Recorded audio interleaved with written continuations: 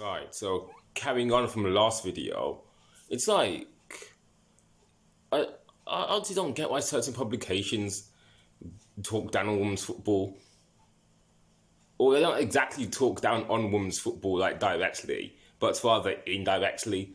It's like certain publications out there they don't want women's football to be talked about in good light, and that's one of the reasons why they talk down on women's football, or supposedly they do anyway. But again, not directly, but rather indirectly. It's like they don't want women's football to exist at all.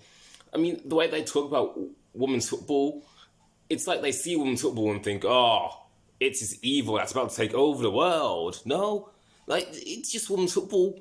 What's wrong with the product of women's football? Okay, we could list a number of reasons, a number of problems with women's football because there are. Like, let's not beat about the bush here. But there is nothing wrong with women's football, or rather, with women being involved in football at all. And yeah, that's all I have to say on that. On to the second thing.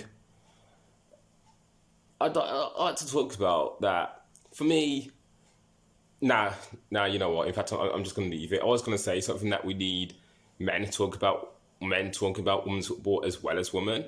But yeah.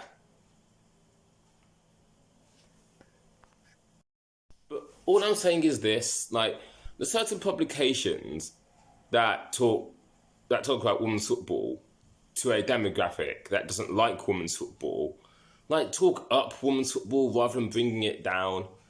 Like that's what I'm saying really. Like, as I said in the last video, women's football is going one way, and that way is up.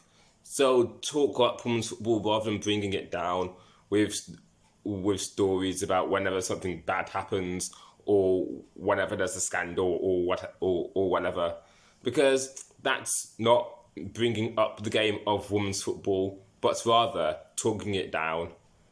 So, yeah.